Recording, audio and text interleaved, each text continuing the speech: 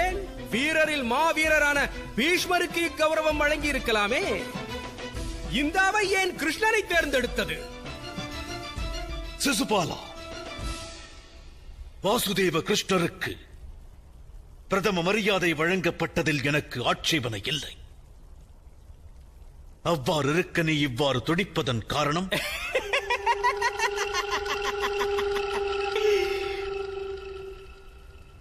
உங்கள் மனம் ஏன் குமுறுகிறது பீஷ்மரே? தாங்களும் குற்றவாளியாய் விளங்குவதாலா?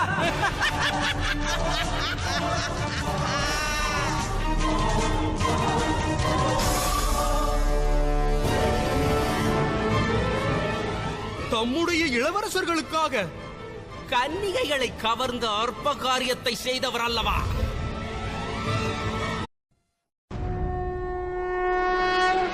அகிலம் போற்றும் பாரதம், இது இணையில்லாமா காவியம்.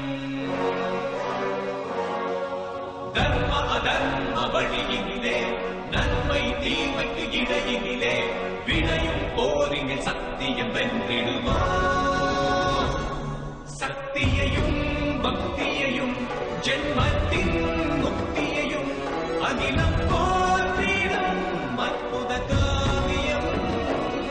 கிருஷ்ணனின் மகிமையும் கீதையின் பெருமையும் ஒன்றாக சங்கமிக்கும் புண்ணிய காவியம் மகாபாரதம். மனதின் யோகிய நிலை சமர்ப்பணம் மூலம் உருவாகிறது. சமர்ப்பணமே மனதின் அகங்காரத்தை அழிக்கிறது. ஆணவம், துவேஷம், பொறாமை அனைத்தையும் ஒழித்து இதயத்திற்கு சமர்ப்பணம் நிர்மலமான நிம்மதியை அளிக்கிறது. அது பிரம்ம ஞானமானாலும், வாழ்க்கை ஞானமானாலும், இல்லை குருகுலத்தின் கல்வி ஞானமானாலும், அதன் பிராப்தத்தை பெற குருவை விட மகத்துவமானது அந்த குருவிடம் கொள்ளும் சமர்ப்பணமே. சிந்தித்து செயலாற்று.